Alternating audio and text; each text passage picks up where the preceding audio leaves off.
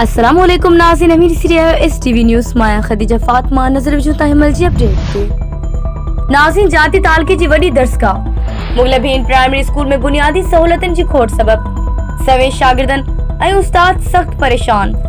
सख्त गर्मी सबब स्कूल में बिजली, सोलर सिस्टम ऐं पानी जी सहूलत न हुअण करे स्कूल जे शागिर्दनि ऐं उस्तादन ॻाल्हाईंदे चयो त अल्हम्दुलिल्लाह ज़िले सुजावल जो फर्स्ट स्कूल है गवर्नमेंट प्राइमरी मغلڀين जंहिंमें तमाम सहूलतुनि खां महरूम आहे। हिते शागिर्दनि जो रेशो तमामु घणो आहे। इहा अॼु बि तव्हां ॾिसो न गर्मी में बच्चनि खे पढ़ण जो केतिरो शौक़ु आहे, लेकिन अंधेरी नगेरी इहा आहे जो जिते पढ़ाई आहे त उते का बि सहूलियत मुयसर न आहे। मुंहिंजो नालो समया आहे। असां चाहूं चौथों क्लास पढ़ां पई।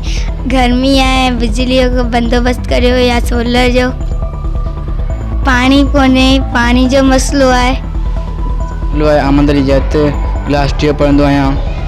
हिन स्कूल में गर्मी जाम आहे, पाणी न आहे, पाणी जी ज़रूरत आहे। असांखे पाणी खपे। गर्मी में छायूं, गर्मी में कपिड़ा वपिड़ा ॿुॾे वञनि, लाइट कोन्हे। हे ॿ टे शागिर्द असांजा गर्मी में बेहोश थी विया आहिनि। असांखे सोलर खपे। मुंहिंजो नालो शहबाज़ अली शाह आहे ऐं असां गर्मी आहे, पाणी जी ज़रूरत पए, असां लाइट कोन्हे, असांखे सोलर पियो लॻाए ॾिनो हुजे वञे ऐं असांजा कपिड़ा पिया ॿुॾी वञनि। असां छा लिखूं, छा पढ़ूं, असांजूं कापियूं बि पुसी वियूं आहिनि। असां गर्मी में वयो कोन था सघूं, हाणे असीं छा करियूं। असांखे गर्मी थी थिए, असां लिखूं था, असांखे गर्मी जाम थी थिए। ॿ टे शागिर्द असांजा बेहोश बि थी विया आहिनि। असांखे गर्मी थी थिए, असां लिखी नथा सघूं, असां लिखूं था, असांजी कापियूं पुसी थी वञनि। असांजे सोलर सिस्टम में जाम थी। मुंहिंजो नालो अब्दुल अज़ीज़। स्कूल में गर्मी आहे, न पाणी कोन्हे, महिरबानी करे लाइट ॾियो ऐं पाणी बि ॾियो। तकलीफ़ हासिल कराइणी आहे तालीम। नालो हसनैन आहे। हिन स्कूल जा कहिड़ा मसइला आहिनि पुट?